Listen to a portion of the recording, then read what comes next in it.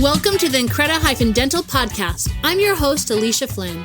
Our goal is to make a positive impact in the dental field. I have been a dental assistant, a biller, an office manager, a scheduler, a hygienist, and a dental coach, which makes me your biggest fan.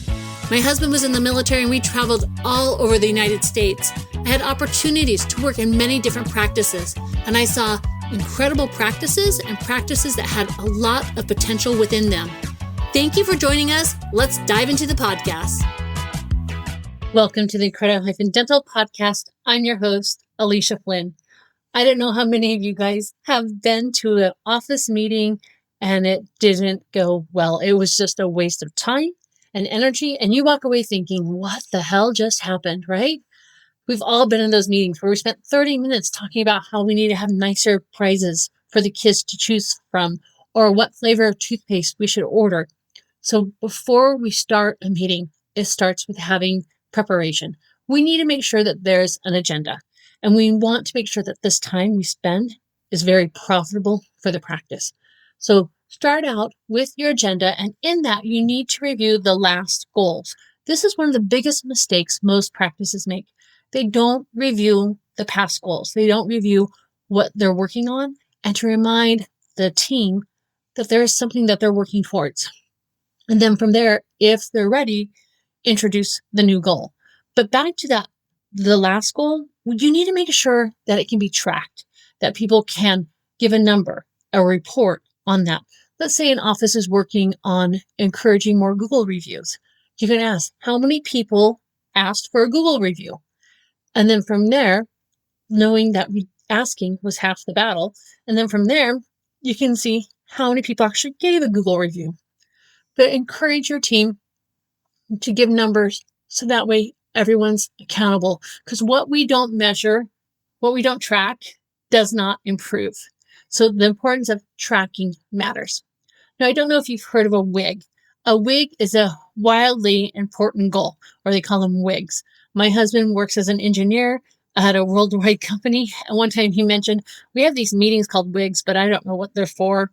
They're always about goals, though, but I don't know what a WIG stands for. So that's what a WIG is for. It's called a wildly important goal, not a hairpiece. And it's what the WIG needs to be, is it needs to be very focused, very intentional. It needs to have clarity where every team member knows their part. It needs to be measurable and that it's accountable, but people can be held accountable for this. So you need to make sure that people understand. If we don't keep track of this goal, I think of it like a little kid who spills their milk all over the table and goes, what happened?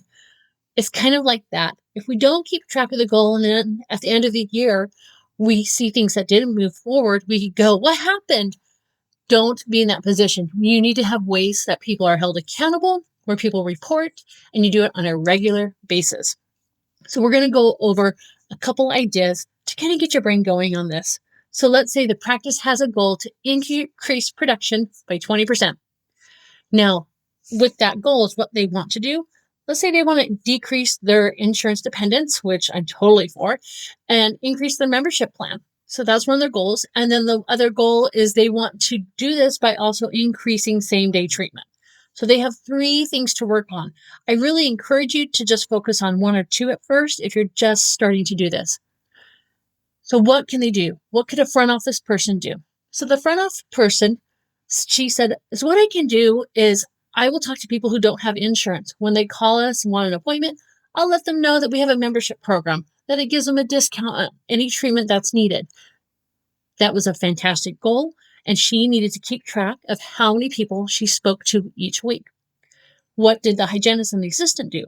Their job was to speak to patients and find out those who were getting ready to retire or who were worried about their jobs, or a patient who came back and said, well, I didn't come for a while because I didn't have dental insurance, to help the patient understand there's an option for you because I don't want you to go without care. We have a patient loyalty program. And the assistant and the hygienist would speak to the patient again, because often they don't grasp the idea one time. You have to share with it repeatedly so that way they can understand and comprehend what the patient membership program does for them. So make sure that people are well versed. And the hygienist had a goal to speak to 10 people each week about it, because she has a little bit more time with the patient, and she could also let them know if you have any family members who don't have insurance or friends, we have a membership program. And the assistant said, I can do the same thing. We got kind of competitive. She's like, I'll do 12 people a week, which is great. Competitive is super fantastic when it's done the right way. So that was their goal there. Then for the other part, increased treatment same day, they were like, how can we do this?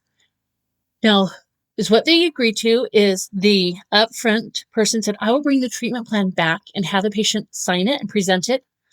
And then if we can do the treatment that same day, the hygienist said, I will get them none and make sure that they know that they're ready. The other assistant knows they're ready to be treated in the chair. And the assistant said, I will turn over the rooms as quickly as possible and get that patient in and taken care of during the day. So that's what they agreed upon. Did they reach that goal of increasing by 20% for the year? Actually, they did better. They did 22%. They were super motivated, but they also had other things that motivated them. They did benefit a little bit financially, but they also got like a day off once a month when they hit that amount, and they got a paid day off because they were motivated. They wanted to have a paid day off, but they also wanted to do better as a team. And sometimes it's not a financial one. Maybe it's they want to go and do team building activities together. Maybe someone needs tires for their car. It varies, but find out what will motivate your team and use that to motivate them. Share with them what you write off on insurance. Share with them the costs to run your office, for keeping the lights on, for your licensing, for your education. Too often, dentists are afraid to share this information. I know it's very, very vulnerable, but a lot of times is what happens is the team doesn't understand all the expenses that go into it. They don't back up the dentist because they don't know everything that goes into it. So make sure you do the following. Have a wildly important goal, have a wig, and then what can push that wig forward? Look for those items and then assign a measurable task to each team member. Make it safe to brainstorm, to come up with ideas. It doesn't have to be a great idea. Sometimes it can be funny coming up with funny ideas, but just look for options, because when we are open to different options, we're more likely to come to the right alternative, the right choice for the dental team. So assign that goal, one to each person, and then check with them weekly. All right. Too often people check once a month and then the month is down the drain. This can be done in the morning huddle. It can be done quickly before or after lunch, and just ask them, how are you doing on your goal? And they can be, it's just a gentle reminder like, oh, I totally have fallen off the bandwagon. I will do better. Be open to learn, even if things aren't going the right way, because as long as we're learning, we're not losing. We're gaining knowledge and we're learning how to move forward and to move the practice forward. Thanks for joining me.